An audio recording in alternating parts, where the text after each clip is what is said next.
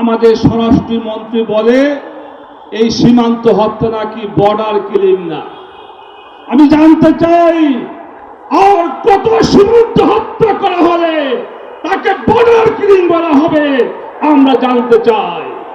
আজকে পরিষ্কার হয়ে গেছে এই সরকার যাদের সহযোগিতায় যাদের ইশারায় ক্ষমতা এসেছে তাদের বিরুদ্ধে কথা বলতে ভয় পায়।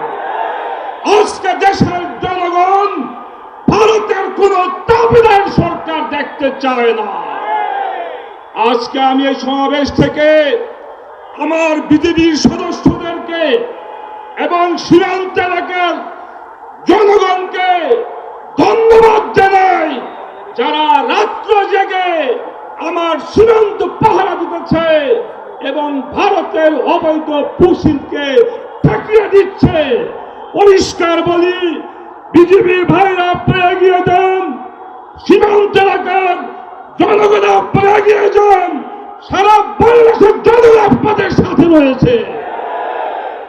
সর্বশেষ কথা হলো, গতকালকে দেখলাম সংসদে বিএনপির একজন এমপি, একজন মুরব্বী দাড়ি টুপিওয়ালা মানুষ, তাকে আমি সম্মান করি, যেই বিএনপি জাতীয়তাবাদে ও ধর্মীয় মূল্যবোধে বিশ্বাসী দল, যারা মদিনার ইসলাম কায়েম করতে চেয়েছে, গতকালকে জাতীয় সংসদে এই বিএনপির এমপি মনিরুল হক চৌধুরী সবার সামনে ইসলামের একটি গুরুত্বপূর্ণ বিধান পর্দাকে কটাক্ষ করেছে। আমি অবিলম্বে বলতে চাই, এই বক্তব্যের জন্য ওই মনিরুল হক চৌধুরীকে এবং তার দলকে প্রকাশ্যে জাতির কাছে ক্ষমা চাইতে হবে। আমরা বিএনপির ধোঁকাবাজি বুঝে ফেলেছি।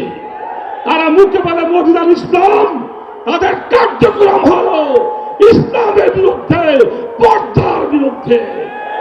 তাই সরকারকে বলবো, আপনারা ভারতের সাথে সম্পর্ক রাখবেন, তবে নত জানু সম্পর্ক আমরা মেনে নেব না। আমরা সাহসিকতার সাথে আমার দেশের সক্রিয়তা বজায় রেখে বীরত্বের সাথে সম্পর্ক রাখবেন, আমরা সেই সম্পর্ক চাই।